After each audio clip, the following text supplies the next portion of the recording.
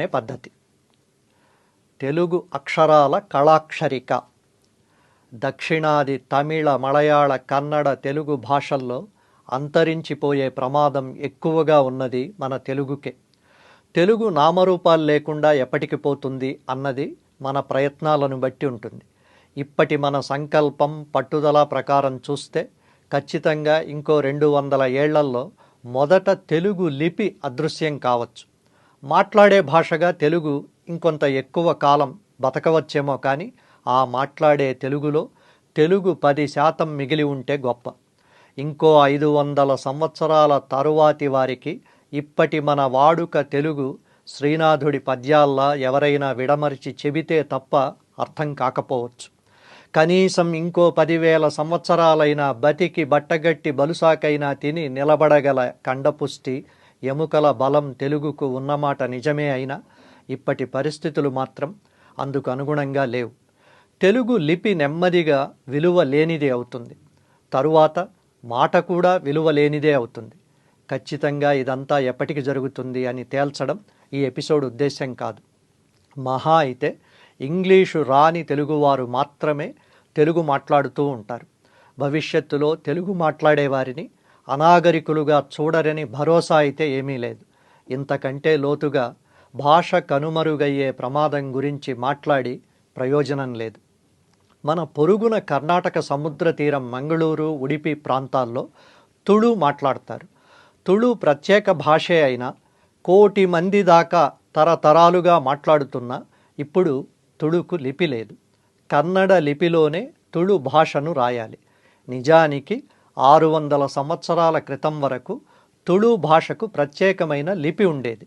అనేక కారణాల వల్ల ఆ లిపి అంతరించిపోయింది. కృష్ణదేవరాయల మాతృభాష తుళు. తుళు తన సొంత లిపిని మరిచిపోయి కన్నడ లిపిలోకి కుచించుకుపోయినట్లు మన తెలుగు లిపి కూడా ఇంగ్లీషులోకి కుచించుకుపోయి సొంత లిపిని పూర్తిగా మరచిపోయే రోజులు ఎంతో దూరంలో లేవు. ఒక లిపి ఏర్పడ్డానికి 1000 ఏళ్ల సమయం పడుతుంది. మొనదేలిన రాయి ప్రవాహంలో ఒరుసుకుని నున్నగా గుండ్రంగా తయారైనట్లు తెలుగు లిపి కూడా గుండ్రంగా అందంగా ఏర్పడింది. నవ్వుతున్నట్లు ఆ అక్షరం ఎంత అందంగా ఉంటుంది. పురివిప్పిన నెమలిలా ఖా ఉంటుంది. కీర్తికి పెట్టిన కిరీటంలా గా ఉంటుంది. బుగ్గన సొట్టలా ఠా ఉంటుంది. రాయంచల హా ఉంటుంది. తెలుగు వర్ణమాల, అచ్చులు, హల్లుల అందం, అవి ఏర్పడ్డ పద్ధతి మనకు పట్టని పెద్ద గ్రంథం. భాషకు శాశ్వతత్వం ఇచ్చేది, తరతరాలకు భాషను అందజేసేది లిపి. మాట్లాడే మొత్తం భాషకు ఒక్కోసారి లిపి చాలకపోవచ్చు. తెలుగులో దాదాపుగా మాట్లాడే భాషకు తగిన బాగా దగ్గరైన వర్ణమాల ఉంది. అంత నిర్దిష్టమైన లిపి తెలుగుది. ముత్యాల్లాంటి, రత్నాల్లాంటి తెలుగు అక్షరాలు మనకెందుకో వికారంగా కనిపిస్తాయి. అసహ్యించుకోవాల్సినవిగా అనిపిస్తున్నాయి. వాడకూడనివిగా అనిపిస్తాయి. తెలుగు భాష అవసరాలకే అయినా తెలుగు లిపిలో రాయడం తక్కువతనంగా అనిపిస్తూ ఉంటుంది. తెలుగు లిపే అంటరానిదిగా అవుతోంది. తెలుగును ఇప్పుడు ఇంగ్లీష్లో రాయడం ఫ్యాషన్, మర్యాద, ట్రెండ్. బాగున్నారా, 10 గంటలకే నిద్రలేచి అప్పుడే మెసేజులు చూస్తున్నారా అని తెలుగులో అఘోరించకూడదు. దీన్ని BAGUNNARA PADI గంటలకే అంటే GANTA ఇట్లా ఇంగ్లీష్లో మెసేజ్లు. అది భాష తెలుగు, లిపి ఇంగ్లీష్. రాస్తే ఆధునికలం అవుతాం. ట్రెండీ కొత్త తరంతో మనం కూడా పరుగులు తీస్తున్నట్టు. ఇలా రాయడం వల్ల లండన్లో షేక్స్పియర్లు, అమెరికాలో నోమ్ చాస్కీలు మన తెలుగును సులభంగా చదివి అర్థం చేసుకుంటున్నారేమో తెలియదు. తెలుగు లిపిని మాత్రం ఘోరంగా అవమానిస్తున్నారు. లిపిని రద్దు చేస్తూ దుర్మార్గమైన పాపం మూటగట్టుకుంటున్నారు. మన నిలువెత్తు సంతకాన్ని మనది కాకుండా చేస్తున్నారు. పలికే మాటను సంకేతించే అక్షరం పుట్టడానికి కొన్ని యుగాల సమయం పట్టింది. దాన్ని చెరిపేయడానికి 10 ఏళ్ల సమయం సరిపోతుంది. ప్రత్యేకించి సినిమా పాటల లిరికల్ రిలీజులన్నీ ఇలా ఇంగ్లీష్ లిపిలోనే జరగాలని తెలుగు సినీ పరిశ్రమ రాసుకున్న రాజ్యాంగం. కోల్డ్ బ్లడెడ్ మర్డర్ అని ఇంగ్లీష్లో ఒక మాట ఉంది. రెండో కంటికి తెలియకుండా తడి గుడ్డతో గొంతు కోయడం, చుక్క రక్తం చిందకుండా గుండె కోయడం. అలా మనం తెలుగు లిపిని నిశ్శబ్దంగా హత్య చేస్తున్నాం. ఇన్నాళ్ళు ఈ లిపి హత్యా నేరంలో తెలుగు సినీ పరిశ్రమ ఒకటే ఉండేది. ఇప్పుడు కార్పొరేట్ కంపెనీల ప్రకటనలు కూడా తోడయ్యాయి.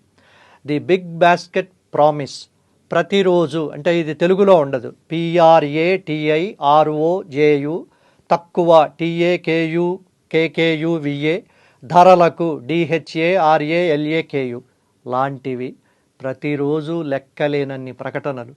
ప్రతిరోజు తక్కువ ధరలకు అని తెలుగు లిపిలో రాస్తే జైల్లో పెడతారని భయపడి ఇంగ్లీష్లో రాసినట్లున్నారు.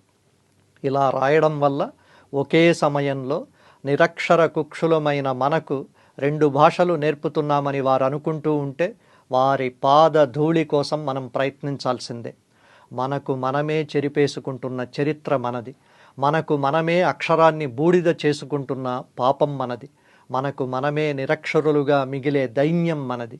తెలుగు అక్షరం గుక్కపట్టి ఏడుస్తున్నా వినిపించుకోని పుట్టు చెవుడు మనది.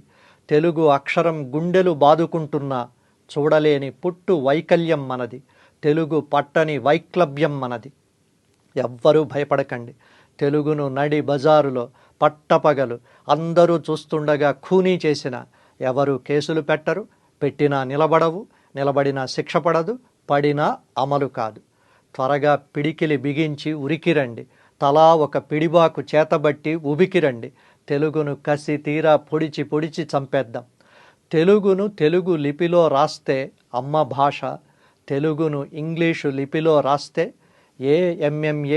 AMMAMOGUDI BHASHA అమ్మ మొగుడి భాష. ఇంతటి నైరాశ్యం